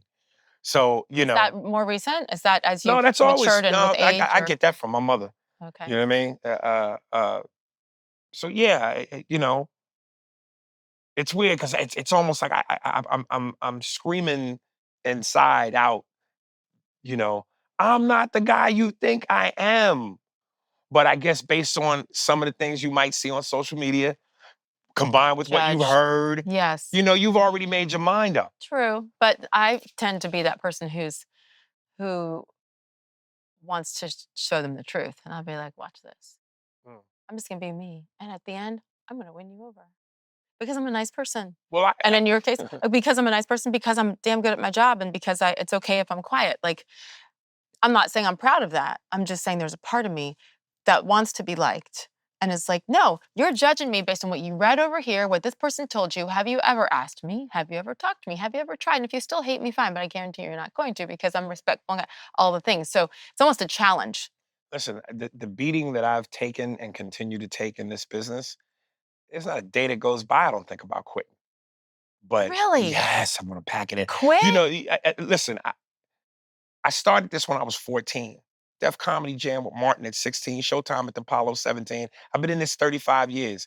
And when I started, I had what in my mind, the vision of perfection, what my life is going to be.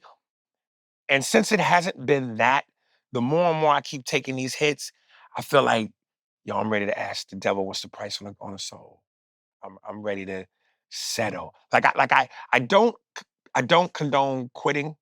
I don't I'm not validating quitting, but to a degree I understand it.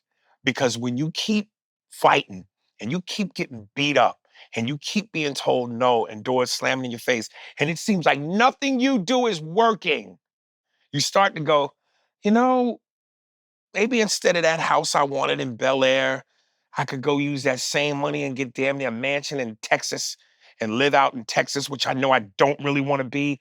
But if I do that and I got a woman who loves me and kids, fuck it, I'll settle. I'll settle. But I go, can you sleep at night if you settle? Can you feel alive in your skin if you settle? Because at the end of the day, you might have a nice, comfortable crib. Yeah. You might got the wife and the kids and all the material shit you want. But in your soul, you're going, I gave up. I didn't really fight it to the end. Can you live with that? And listen, I believe before I'm dead in the ground that I'm gonna be the rose in the concrete. If Hollywood keeps telling me no, I got to figure out how to get around it, how to get over it, how to get under it.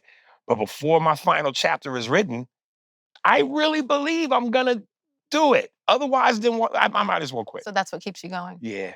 Why do you think you're getting the no's? Why do you think you're getting the doors Again, slammed? because of things I say, the perception. Uh, yeah, I'm sorry, but I'm going again to a sports thing. I got Michael Jordan dreams, but Dennis Rodman habits. I want to be MJ.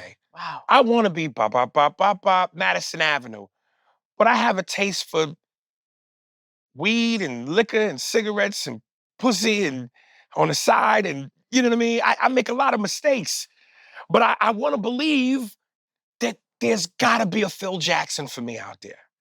Somebody who goes, look, man, I know what I heard. I know the perception. I know no other team wants to fuck with you, but we need your rebounds and your defense. I'm a Phil Jackson, you Dennis. I actually Come. So if Yes. there's somebody out in this game, and what's weird to me is on paper, I always say there's the people's champ and the paper's champ. On paper is Hollywood, the business, the people of the streets. Yes. If you can be both, a la Kevin Hart, the people love you and the business loves you. Great. But I know I'm the people's champ. The streets love me. Hollywood, not so much. That matters. But my thing is, I'm going for all these people in the streets that love me. There's got to be one person in Hollywood, somewhere with Definitely. some power and some influence that can go, hey man, I fucks with you.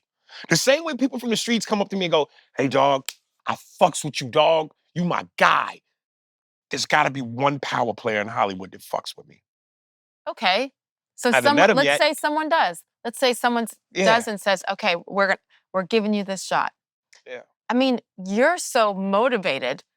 I wonder if then you'll be satisfied. Or you're going to be like, okay, now I want this, and now I want this, which isn't a bad thing.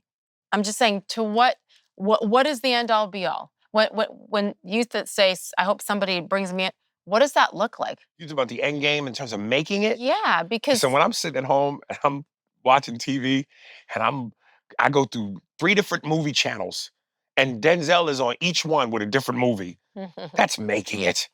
When you don't have to audition no more and you turn down scripts, that's making it. Choice, But freedom of choice. there's also other ways where you're making it. Well, listen, I know that I'm not trying to be like, oh, calm down. I'm just no, saying in hindsight, perspective, yes. I know I'm making it because I haven't my last regular 9 to 5 where I had a boss. I was 13, I worked at Burger King. Oh gosh, you're winning in that case. For 35 years, comedy and entertainment has paid my bills. I wake up when I want to, I go to sleep when I want to. I don't answer to nobody. Amazing. I don't have a boss. So yes, I know I'm making it and maybe I could be a little bit more grateful, but I know what my dreams were. I'm not fulfilling those on the way I want. So to me, that's coming up short. I love that in you. I'm saying that sometimes, okay, here's an analogy. As women, we're really hard on our bodies, right? We're hard on our looks ourselves. I saw this picture recently from about 4 years ago, and I was like, oh my gosh, I looked amazing. And at the time, I was in it, and I was like, oh, and then you look back and you're like, I was killing it, and I didn't even know it or appreciate it. Right. So when you look back Oh, in a couple years to where you are today, I'm not saying you should be satisfied. I'm just saying, like, because you're so driven and you have accomplished so much, I wonder if you fully appreciate how great you already are. I do. There are moments where I see what regular life is for other people, and then I look at what I got and what I'm doing, and I go, No one gave it to you, though. right. No one gave it to you. No. Like you, Right. But then at other times, I sit back as like the kid in class who's watching all his peers graduate, and I'm going, I know I should be there. yeah. I deserve based on my talent level to be there, and I'm not. And again, I'm taking some we talked about accountability. I'm taking some accountability. There's some things I've done where, I may have gotten in my own way, but I'm also going, uh, you know, I want to be myself, and that shouldn't be a punishment. No. You know what I mean? I don't understand why that's a punishment. Being honest and being opinionated. You're not willing to change, right? It's not that I'm not willing. To change that part of you about being true to yourself. Oh God. Because would you be okay looking yourself in the mirror by editing and cutting back a little bit? I feel like that would make you. I'm almost thinking about editing and cutting back just so maybe I can get some access more into what I want. But you shouldn't have to. My point. So if you do it, then that's when you're a sellout. Or the tougher route. It may take a little longer, but and you have to work a little harder because you got to figure out how to get in, since they won't let you get in. But if you can get in, over, around, under, then you're in. But that's such a tough fucking road. My manager, he has a great quote. He goes, "You want to be rich or you want to be right? Very rarely can you be both. You can't be right and rich. There are some guys who are, and that's what, again, the beauty of Dave Chappelle. He is right and he is rich. So that to me is the poster for me.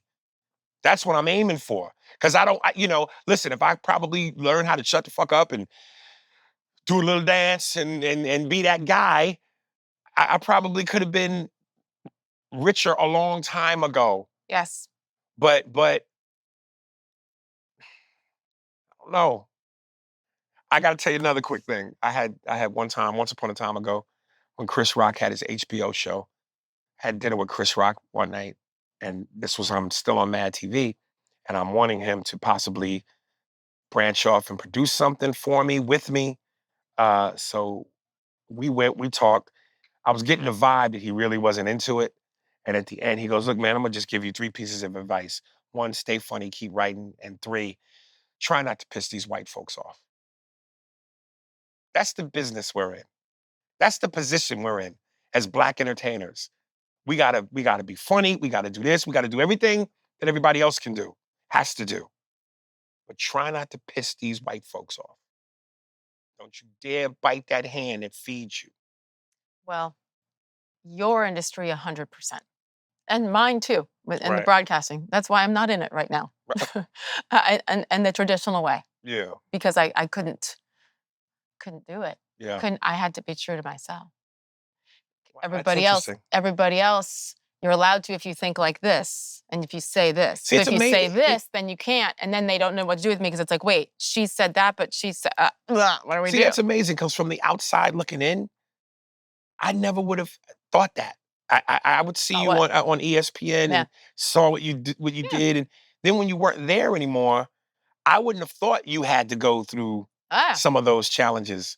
I just wouldn't have thought that. Yeah, but and I think that speaks to how so many of us every day live. Like, it's actually the reason why I wanted to do this kind of a show, is because we all have these preconceived notions of what everyone's life is like. And if I get to talk to you, anyone that's been on this show who has a platform, um, this building is Howie Mandel's studio, Yeah.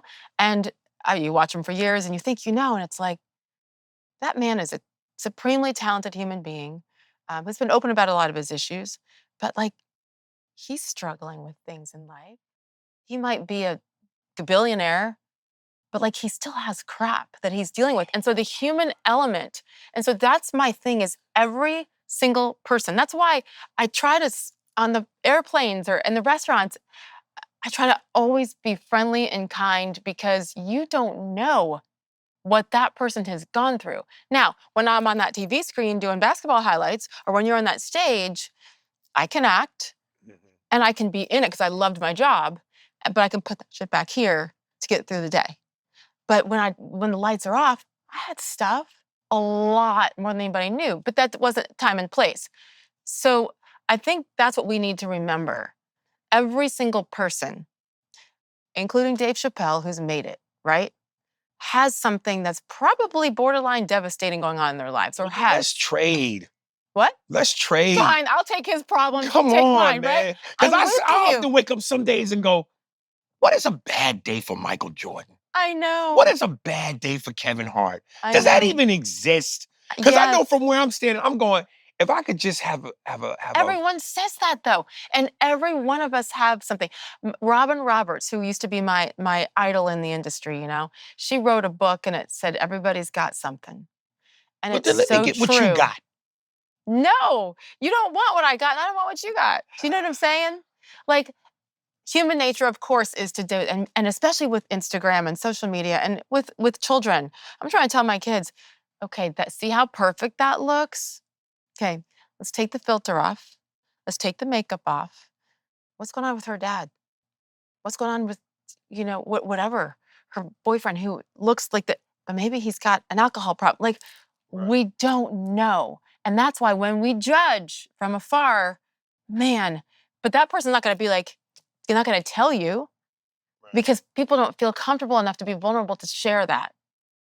So I don't know. I feel like we're right where we're supposed to be, even if it's not enough right now. That's a God faith thing for me. You, in my opinion, now that we're best friends, but like, you've done so much, and you're still young. I say young because that means I'm young too, which we're not really. But like, there's so much more for you. But like, what you've done is incredible too. And I just hope that you are in that moment right now. Yeah, I can be. But it's weird because, like, I'm not trying to lecture you. No, I'm just no. passionate about how you're feeling. Listen. There will be times when I'm walking down the street, especially in a busy place like New York or anywhere, airports, and people will come up to me, hey man, dudes especially, yo, you one of the GOATs. Yo, you a legend. Now, while I'll take that, the other person in me goes, no, Eddie Murphy's a GOAT. Eddie Murphy is a legend. Look at his body of work. But Look at his success. Eddie Murphy looked at Richard Pryor that way, right? Eddie Murphy. But Eddie ascended to that level of Richard in a lot of ways, in some ways beyond, especially movie in terms of box office receipts. True, and that I'm nowhere near that. So again, while thank you for that title, GOAT, legend, I'm going, nah, not even close. That's why you'll always be great though, because you're gonna keep climbing. You're not gonna get complacent. You can tell when people get complacent. I can tell when I'm watching them on TV. Sportscaster, let me tell you what they're doing right now because they just quit. And there's people you watch every day that I would be like, oh wow, they quit, right? Maybe you can't tell, I can tell. You can tell when you're watching other comedians, people in your craft who didn't fully prepare, who aren't comfortable with the improv part, like, because that's what you do and you can see it and you can read it. But once we get, Michael Jordan never once thought he was there. Neither did Kobe. Thought that they were like, I don't believe when Michael was in it. I mean, he knew he was the best person on the court at that time, but was he like, I'm the greatest to ever do this?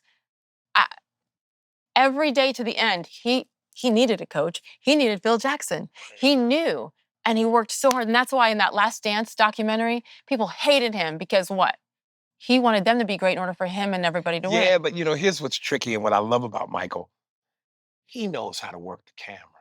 He knows how to work the situation. That's part of all there's of it. no way you could look at it. I remember I saw the clip on YouTube. He's somewhere playing basketball. Tom Brady and him are playing two regular dudes. And at one point, Mike shoots a shot, goes in, and he goes, and one. You got YouTube? You better YouTube Michael Jordan's career.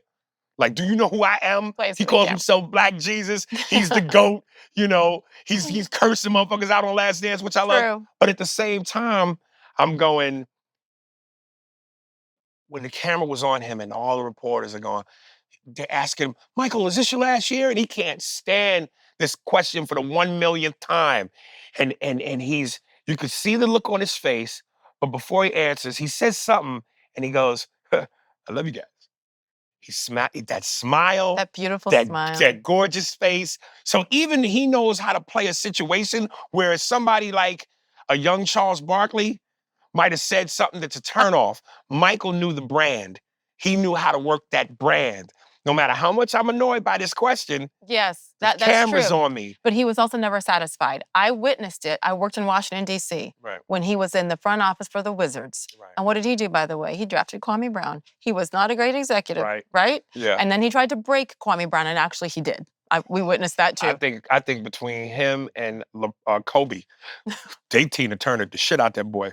Broke him. Oh. And it's so sad. I will say he's got an interesting podcast now, and I love to see him doing what he's doing, right? Because that changed that young, he was a kid, and they crushed his soul. Well, he had two of the hardest taskmasters. Yeah, there's another level. They did some nasty stuff there. I think that's actually a whole story for another day. But Michael was like, okay, I'm going to show you. What did he do? He came down. He's like, I'm done with my managerial GM, blah, blah, blah role. I'm going to come down and I'm going to show you. He still was never satisfied. Here's my dumb question to you. Obviously, you worked in sports. You've met Michael? Huh? I keep playing in my head the day I meet him. And I'm scared and excited because I've heard he's one of the nicest. He's so nice. But I've also heard asshole. He can be very cold. Really? He was great to me, but I've seen it and I understand but you're in the game. Well, here's a moment that I actually look back on and I was like, oh my God, did I just do that? So I hosted, it's an annual fundraising gala for the Charlotte Hornets when he was still with them. And they asked, I was still at ESPN, obviously, it's probably 2018 or something. And so I flew down there and chatted with him briefly, met his wife, hadn't met her before the event started, probably 1,500 people. And then come out on stage, players came out, I'm out on stage and I'm starting. And I always kind of start, I don't have a bit like you, but I always kind of start before you get into the program, whatever. And I try to chit chat and ad lib, and I never have it planned. Right. And I just have learned through the years that I can pull something out of my butt that doesn't make me sound like a total idiot, but shows genuine whatever. And so front and center, like he's at the head table, him and his mom and his wife and, all the executives. And I'm like, just like you, I get nervous every time. The camera's one thing, but when you can see eyeballs Right. and you can feel them not laughing at your joke, or in this case, not even listening, and he's sitting there laughing and talking, and I'm up on stage doing his event. And I was like, finally I go, hey, table 1 over there. I go, is it my turn, or do you want, Michael, I'm sorry, do you want the mic? Like, I'm trying to, and everyone went, oh, and I was like, and he was looking at me and he started laughing. He was like, okay, I got you. And he sat back and he listened. Now, I did not plan that. I probably, in hindsight, like, oh my God, I would never have, that just came out because I was like, you're being rude and I'm trying to host your damn event and you're making it difficult for me. Right. But what did that do actually? At that moment, like later he came up to me, he's like, that's good. And I was like, I'm sorry, I didn't mean to. But in that moment, I'm like, you're being rude. Right. And of course it wasn't intentional and he was incredible, but he has that human side is my point. Right. Right? And he noticed that at that moment, he wasn't making it easy for me. It was actually super hard. I was scared to screw up his event. Right. I wanted to honor him and his organization. So once again, they're all human. They all, yeah. And if you act like that, like look at your face right now. You're nervous thinking about it. But if you walk up and do that, he'll be like, but here's what I'm hoping for. Like there's so many athletes, especially in the NBA, who I've met, they know who I am. So I'll go into a place. But no, listen, I'll go into a place to go, oh, like for instance, I just recently was in St. Louis. As I'm getting ready to go to my gate, I noticed Tyronn Lue comes out of another gate. And he looked at me, I looked at him. We don't know each other, but it was that thing where he was just like, yo, man. So he dapped up, he hugged me. Same thing with Mark Jackson. So many of these players are like, dude, I'm a fan. Yes. I don't know if Michael knows me. So if Michael knew me and gave me a little bit of, oh, this is the guy that, you're funny, I would, whoo. But if he don't know me, now I'm just like. You mean, then you'd be more nervous to go up. Yeah. Well, that makes sense. Because I wouldn't want to be rejected. Because then if he rejected me, I would be so hurt. Yeah. I would lie and say shit like, that's why LeBron's better than you. I don't mean that. That's a lie. Yeah. Right? No, you just need someone to introduce you. That's what I thought it would be. Yes, but you just can't act like a child. No, I wouldn't act like a child, but I would want him to know, like, Mike, I'm like, dude, you're like. I know, but don't you think he hears that 10,000 times a day? No, but that's what I'm saying. I would hope he would know me. That way he'd give me a little bit more freedom. Because if he's a fan, then it's not, oh, this guy is just. You could find out before. The key is to find out before you are introduced. Right. He knows. And then if it's someone that's good, like if he didn't know, I'm sure he does, but if he didn't know who you were, they'd make sure he did before you walked up. Right. And he would be gracious. And then you could tell him, you're the GOAT, you're the GOAT, you're the GOAT. Dude, do you have a Michael Jordan impersonation? Because he has a way of speaking. You know, I've been teetering with it because I noticed certain things. Like he'll go, his voice. City of Chicago. When I played golf, me and my father. So it's certain things I pick up, but I don't really have. But that's good though. A Jordan. That's good though. We need a cigar in your hand. Yeah. You need a golf club. Yeah. Yes. Yeah. And you need the tongue wag. Yeah. But those are more physical things. No, I know. But for the voice, this is the hardest part is the voice. Yeah. I see that, what you just did. Okay. Because I always tell people doing impressions is like a person who can sing. You have an ear for tone, inflection, tonation, cadence, rhythm. So I noticed with Jordan, when he would say Chicago, he would say Chicago. Chicago. What I did with my father. It's certain the way he would say certain hard things. Hard to even describe what it is. Yeah, yeah. Like Shaq is an obvious because it's as long as I'm scoring 28-10, I'm a dominate. It's barbecue chicken. You don't know nothing about that, Chuck. You don't know nothing about being dominant in the paint. You know what I'm saying? So it's no, but see, that bassy, breathy. You just bash me for saying, no, but that's physical. You just did the eye cross. Yeah, but you know what? Here's the thing. I say sometimes as comics, we exaggerate for the sake of the joke. Because listen, I remember they showed the clip. I was on with Cowherd. Colin Cowherd. He's He amazing. had a show on ESPN. And I didn't know they were going to do this. And I'm a huge fan of Inside the NBA on TNT. The best. I'm watching, they show during the EJ's stat of the night, they show that clip. I'm like, oh, they cut from the clip. And now Barkley, Shaq, who I've known forever, and Kenny Smith are talking about me in the clip. The NBA. Oh my God. I lost my shit. Yes. Because I'm like, yo, Barkley's saying my name. So, it's cool. But Shaq went on to say, he loves the impression, but he goes, I'm not cross-eyed. And I noticed that Jay Farrow and Jamie Foxx didn't start doing this till I did. Are you serious? Yeah. No, but like, I feel like Jamie did that one with, who's the female the person that he would impersonate? The female. Jamie Foxx was she the one, what's her name? Shanae? Martin. Shanae? No, I'm thinking Martin. Am I? Who did it with her?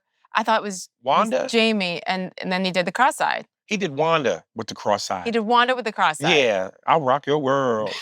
Oh my God, yeah. So that comes from you. Yes. That's amazing. Yeah, absolutely, yes. What is it that makes crossing of eyes? Now let me go back. Well, listen, when you look at Shaq, it's not as fully exaggerated as that. But you could tell if you look close, one eye it's like that Fat Joe song. It just leans back, just ever so slightly.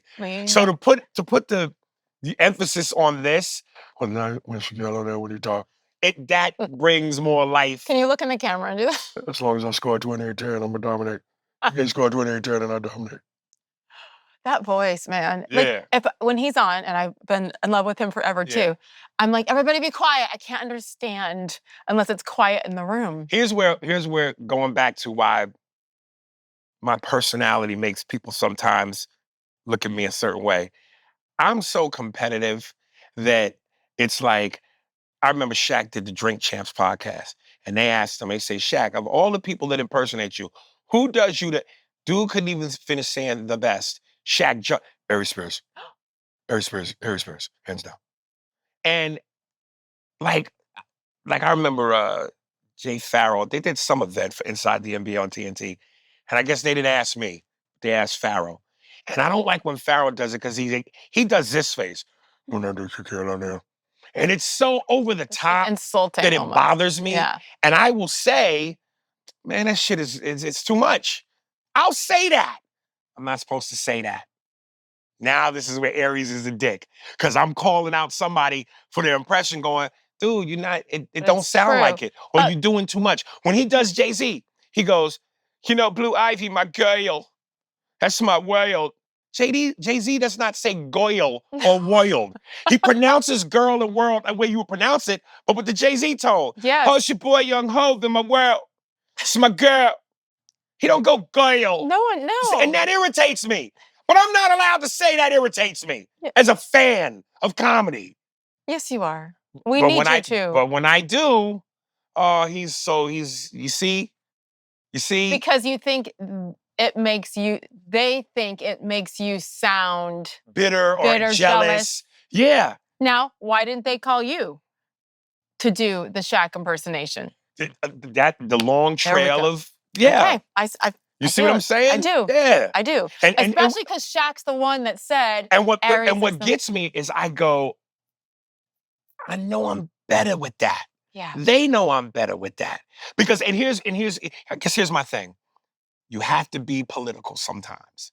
And I remember they did a skit where they had Kenan Thompson and Jay Farrow, who were both on SNL at the time, come on to the set of Inside the NBA on TNT, and they did each one for each one. First of all, Kenan Thompson's Barkley is terrible. It sounds nothing like Barkley. Mm-hmm. Again, Farrow with the over-exaggeration. But Charles and Shaq had to be political. They went, oh man, that's so good. When I'm sitting here at home going, come on, Shaq, Have my back. You know that shit was garbage, B. Garbage. Come on, Barkley. You know that don't sound like you. But they are going to be political for TV. Whereas I don't know, I don't play the political game. So, cut back. Are you willing to bite your tongue in some of those I moments? probably got one more year struggle, and I'm going to be bite my tongue. I'm going to see if I can do it my way one more year. If I can't get it my way one more year, I'm going to start making changes. I want to believe I can be right. I believe I can fly. Where is he now?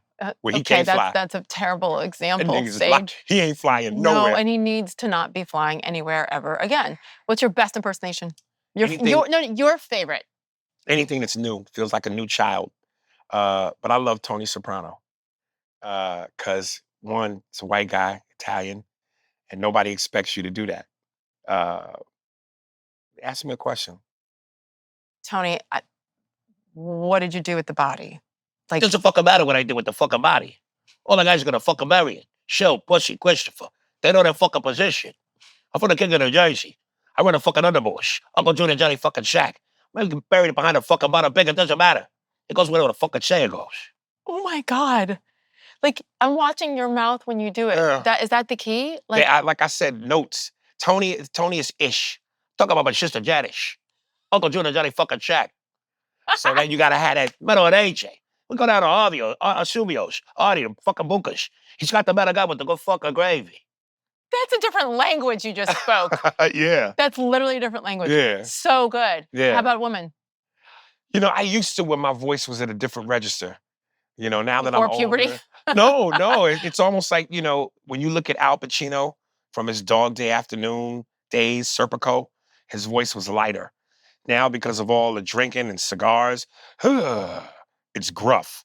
So, like, I used to do Eddie Murphy to perfection when my voice was lighter, because Eddie's voice had some light octaves. But, you know, I've kind of abused my shit a little bit over the years, so I don't have the same flair with certain people. You need some hot tea. I drink throat coat all the time. What? I drink throat coat all the time. Throat coat? It's a tea called throat coat, specifically designed for your throat. For performers. Yeah. Oh. Yeah. Okay, but there's a new tea that they say it's a sweet brown sugar with a really sweet honey. It's called Sage Steele. You're such an idiot. I'm like, wait, what kind? Drink that and let that go down your throat.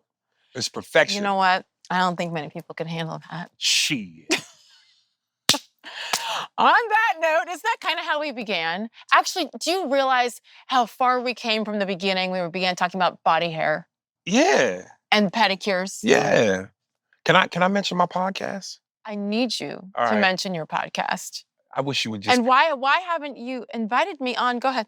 Well, first of all, y'all should cut out when she goes to mention your podcast and just keep her looking at me and go, I need you. It's called Spears and Steinberg. It's available on all streaming platforms. Slide into my DMs on Instagram under Aries Spears, and I will personally send y'all the links, and I'll chop it up with you.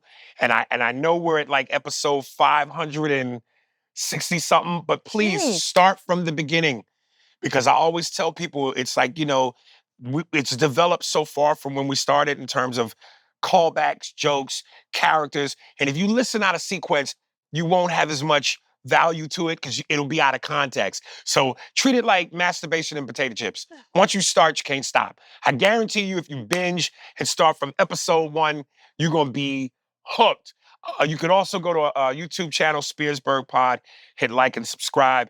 But we didn't jump on YouTube until probably 2.5 years later. Oh, okay. So you can't catch it from the beginning. Okay. From so YouTube. The audio podcast, start with that. Start from the beginning, baby. Yes. Yeah. By the way, I didn't understand this whole like and subscribe thing until recently. And I'm like, oh, please. I'm a dinosaur. I don't really understand this shit either. It's a whole different world. Yes. I'm going to tell you this. Sorry, that was really tacky when I had to eat chocolate right in the middle of it. That's my addiction. You ate the wrong chocolate. I was sitting across from you. I walked right into that one. There are worse addictions to have. But thank you so much. So good.